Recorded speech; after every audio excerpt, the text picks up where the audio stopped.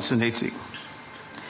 Many of the key figures in this book and who shaped the history of our country are here with us today.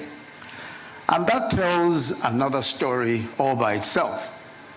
And that is something truly unique about Nigeria, our ability to move beyond the past, no matter how bitter and no matter how adversarial our past relationships may have been, and to still come together.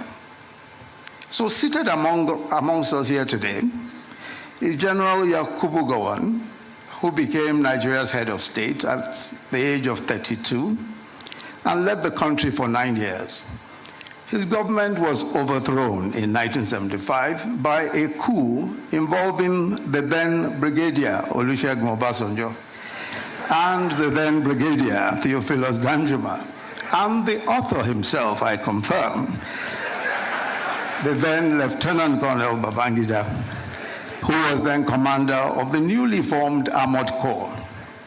Also involved in that coup were the then Lieutenant Colonels Muhammadu Buhari, Lieutenant Colonel Sani Bello, who is here also, and Lieutenant Colonel Sani Sami.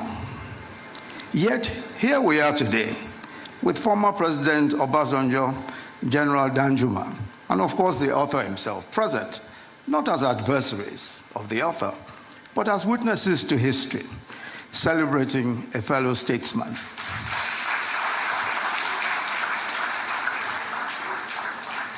In a striking turn of fate, the author notes that it was President Obasanjo who, after the tragic assassination of General Murtala Mohammed, insisted that a young Lieutenant Colonel Babangida be appointed to the Supreme Military Council, making him its youngest member at the time.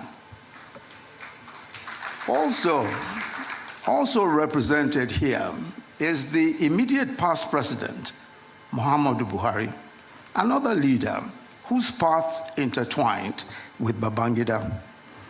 It was former President Babangida who played a key role in the coup that brought President Buhari to power in 1983, and later in another coup that removed him and brought Babangida himself into power. Yet today, President Buhari is represented at this occasion, celebrating the man who overthrew him and detained him for 3.5 years, his one-time old adversary,